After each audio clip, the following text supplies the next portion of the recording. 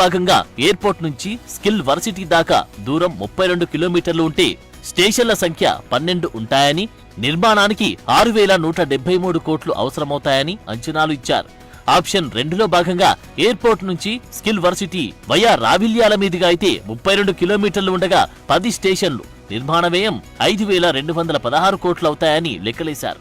Option 3లో భాగంగా airport నుంచి via Srisailam road ద్వారా 32 కిలోమీటర్లు ఉండగా 12 స్టేషన్లు, 3252 కోట్లు అవసరమవుతాయని లెక్కలేశారు.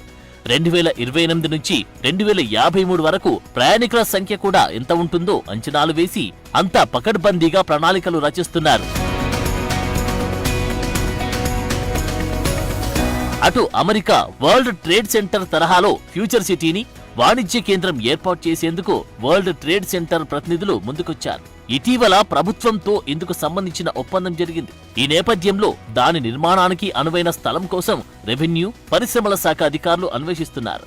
విమానాశ్రయం, మెట్రో రైల్ స్టేషన్లకు వేగంగా చేరుకునేలా తమకు 50 ఎకరాల స్థలాన్ని కేటాయించాలని, అలాగే భవిష్యత్ అవసరాలను దృష్టిలో పెట్టుకుని పార్కింగ్ కోసం అదనంగా మరో 20 ఎకరాలు కేటాయించాలని సంస్థ ప్రతినిధులు కోరుతున్నారు. సో అన్ని రకాలుగా ఫ్యూచర్ సిటీ ఫ్యూచర్ ప్లాన్ తో శరవేగంగా రెడీ అవుతుంది.